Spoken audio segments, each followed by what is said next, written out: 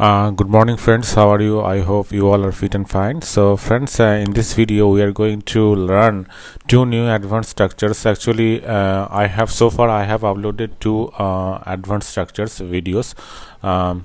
So these videos are really important, friends. If you want to get fluent in English, then you have to know advanced structures. Without knowing advanced structures, you can't speak English fluently, as well as you will not be able to write English properly. So friends, today we are going to learn two new advanced structures. Actually these structures are really helpful, and these structures are called completing sentence. So actually I haven't yet completed this book, so if you want to get this book, I will also inform you when it will be finished. Okay, so let's start to learn these two new advanced structures. And so far I have uploaded tenses videos, passive voice videos, and next videos will be for modals. Modals chapters are really important. If you want to speak English fluently, then you have to know modals. Also passive modals is very important.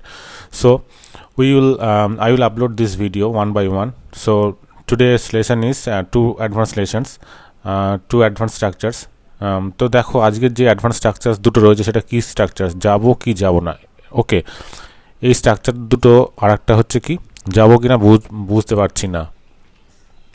ঠিক আছে, আচ্ছা তাহলে এখানে তুমি দেখো, এখানে যাবো কি যাবো না, খাবো কি খাবো না, খাবো কি খাবো না। ঠিক আছে, এই রকম যে সমস্ত মানে তুমি এখানে পড়তেই পারছো, পড়াবো কি পড়াবো না, দেখবো কি দেখবো না, লিখবো কি লিখবো না। আমরা তো এই সময় এই ধরনের কথা কিন্তু অনেক বলেই থাকি আমরা বাংলা যখন কথা বলি। তো সেই সমস্ত কথাগুলোকে আমরা ইংলিশে কি করে বলবো, খাবার থাকবে কি থাকবে না, মানে তুমি বুঝতেই পারছো কি ধরনের স্ট্রাকচারটা আমি আজ পড়াতে চলেছি। তো এই যেভাবে পড়বেন, এটা হচ্ছে যাবো কি যাবো না, খাবো কি খাবো না, খাওয়াবো কি খাওয়াবো না, শিক্ষক হব কি শিক্ষক হব না, থাকবে কি থাকবে না। তাহলে কি হবে এটা, whether I go or not, অথবা if I go or not. মানে এই দুটোর মধ্যে যে কোনো একটা স্ট্রাকচার তুমি ইউজ করতে পারো। ঠিক আছে, একই, মানে কনফিউজ হওয়ার দরকার নেই যে if I go or not or whether I go or not এটা আলাদা নাকি, না, দুটোই একই। তোমার যেটা ইউজ ভালো লাগে সেটা ইউজ করবে। অ্যাকচুয়ালি মানে হিউজলি এটা ইউজ করা হয় ওয়েদারটা খুবই অ্যাডভান্স, আর মানে এখন মডার্ন ইংলিশে ওয়েদারটাকে বেশি ইউজ করা হয়। If I go or not এটাকে ইউজ করা হয়, তবে মানে ম্যাক্সিমাম ক্ষেত্রে তুমি দেখবে এই ওয়েদার দিয়েই সবাই বলে। ঠিক আছে, তাহলে তুমি দেখবে যাবো কি যাবো না, weather I go or not, if I go or not, খাবো কি খাবো না, weather I it or not, if I it or not, খাওয়াবো কি খাবো না, weather I feed or not, if I feed or not, শিক্ষক হব কি হব না, whether I will be a teacher or not, থাকবে কি থাকবে না, whether I have or not, if I have or not। ঠিক আছে, মানে যে কটা টেন্স আছে সেই টেন্স দিয়েই পড়া যায়। তাহলে যেভাবে বাক্য তৈরি করতে হবে তুমি এখানে দেখে নাও। যাবো কি যাবো না এটা আমার ব্যাপার, whether I will go or not is my business, whether I will go or not is my business। তুমি এটা বলবে it is my business, অথবা matter, whether I will go or not। খাবো, খাই বা না খাই এটা আমার বিষয়, whether I eat or not is my business, whether I eat or not is my business। ওকে, আসবে কি আসবে না এটা তাদের বিষয়, whether they will come or not is their business, whether they will come or not is their business। শিক্ষক হব কি হব না এটা আমার বিষয়, whether I will be a teacher or not is my business, whether I will be a teacher or not is my business। খুবই easy English, actually খুব ইজি, শুধু লেগে থাকতে হবে। যে কোনো ল্যাঙ্গুয়েজ শেখার একটাই মানে ওয়ে, সেটা হচ্ছে কি লেগে থাকা। মানে অনেক জায়গায় মানে লেখা থাকে যে 3 মাসে স্পোকেন ইংলিশ, 2 মাসে স্পোকেন ইংলিশ, আবার কোনো কোনো জায়গায় দেখলাম আমার লেখা আছে যে 2 সপ্তাহে স্পোকেন ইংলিশ। মানে অ্যাকচুয়ালি এটা মানে যে লিখেছে আমি জানি না মানে কার সব শেখাচ্ছে। আর মানে আমি অনেক স্পোকেন ইংলিশ ইনস্টিটিউটে মানে জাস্ট গিয়েছিলাম জাস্ট দেখার জন্য যেটা কী শেখায়। কিচ্ছু শেখায় না, শুধু জাস্ট গ্রামার শেখায়, টেন্স গ্রামার, ব্যাস হয়ে গেল। আর কিছু মানে এক্সট্রা মানে ওরা শেখায় কি, মানে রিলেটিভ প্রোনাউনের চ্যাপ্টারটাও শেখায় না তোমাকে। শুধু যে 3টে টেন্স আছে ওই 3টে টেন্স আর কয়েকটা গ্রামার রুলস, আর্টিকেল, প্রিপোজিশন, ব্যাস শিখে ছেড়ে দিল, হয়ে গেল স্পোকেন ইংলিশ।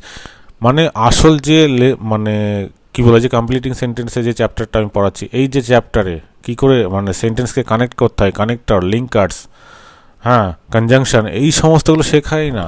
তাহলে শিখবে কী করে? রিলেটিভ প্রোনাউন চ্যাপ্টারটা হচ্ছে সব থেকে ভেরি ইম্পর্টেন্ট মানে চ্যাপ্টার স্পোকেন ইংলিশ এবং ফ্রি হ্যান্ড রাইটিংয়ের জন্য, সেই চ্যাপ্টারও শেখায় না।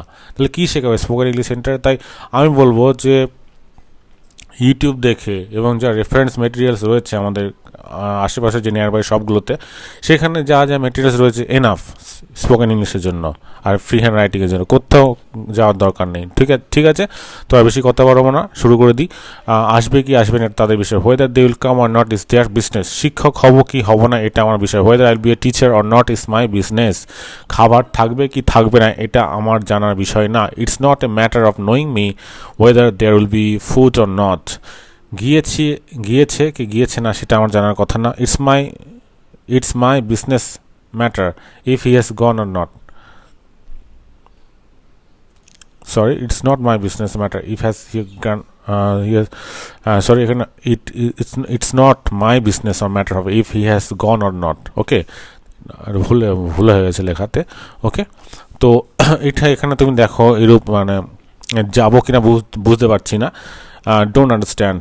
আচ্ছা, যাবো কিনা বুঝতেছি না, আসবে কিনা জানি না, খাবে কিনা জানি না, এরকম তো কথা আমরা বলেই থাকি বাংলাতে। তা সেইটার বাংলাটার ইংলিশে যখন কথা বললে কী হয় বললো, খাবে কিনা বুঝতেছি না, থাকবে কিনা বুঝতেছি না, হবে কিনা বুঝতে পারছি না, আসছে কিনা বুঝছি না, পড়বে কিনা জানি না, রান্না করবে কিনা বোঝা যাচ্ছে না, বৃষ্টি আসে কিনা বোঝা যাচ্ছে না, যাবো কিনা ভাবছি, এইরূপ যে সমস্ত বাক্যগুলো সেটা কী করে তুমি বাংলা মানে স্পিকিংয়ে ইউজ করবে। তুমি দেখো, যাবো কিনা বুঝতেছি না, ডোন্ট আন্ডারস্ট্যান্ড হোয়েদার অথবা if I go or not.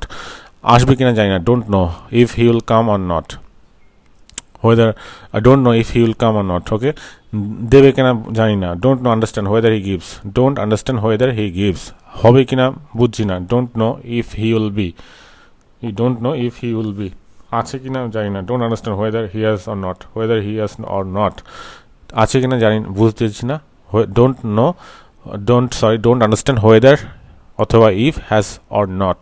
কীভাবে বাক্য বানাতে হবে, আমি যাবো কিনা বুঝছি না, আই ডোন্ট নো, আমি যাবো কিনা বুঝছি না বা জানি না। ঠিক আছে, I don't know if I will go, I don't know if I will go. বুঝতেছি না আমাকে যেতে হবে কিনা, I don't understand if I have to go, I don't understand if I have to go. টাকা দেবে কিনা জানি না, I don't know if he will pay. I don't know if he will pay. তার কাছে টাকা আছে কিনা জানি না বা বুঝতেছি না, I don't know if he has money. I don't know if he has money. তিনি ডাক্তার হবে কিনা জানি না, I don't know if he will be a doctor.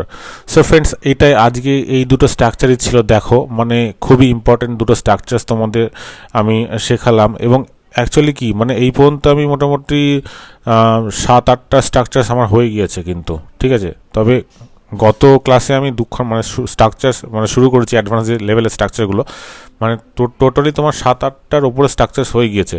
তাহলে আমার কি হয়ে যাচ্ছে, টেন্স হয়ে যাচ্ছে, আমার প্যাসিভ ভয়েস হয়ে যাচ্ছে, আমি অ্যাডভান্স স্ট্রাকচার শেখাচ্ছি, আবার নিউজ পেপার কী করে পড়তে হয় সেটাও শেখাচ্ছি, এবং তোমার স্টোরি রিডিং কী করে করতে হয় শেখাচ্ছি। ব্যাস এইগুলোই তোমরা চালিয়ে যাও, তাহলেই দেখবে অনেক অ্যাডভান্স হয়ে যাচ্ছ স্পিকিংয়ের ক্ষেত্রে বলবো। আর মিররের সামনে দাঁড়িয়ে প্র্যাকটিস করে যাও, ব্যাস হয়ে গেল, আর কিচ্ছু দরকার নেই।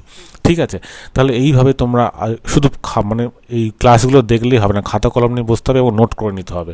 ঠিক আছে, সাথে সাথে ডায়েরিতে নোট করে নেবে এবং প্র্যাকটিস করতে থাকতে হবে আয়নার সামনে দাঁড়িয়ে, তাহলে স্পিকিংয়ে এক্সপার্ট হয়ে যাবে। So friends, thank you for watching this video and do subscribe my channel and try to stay with me so that I can make this sort of videos.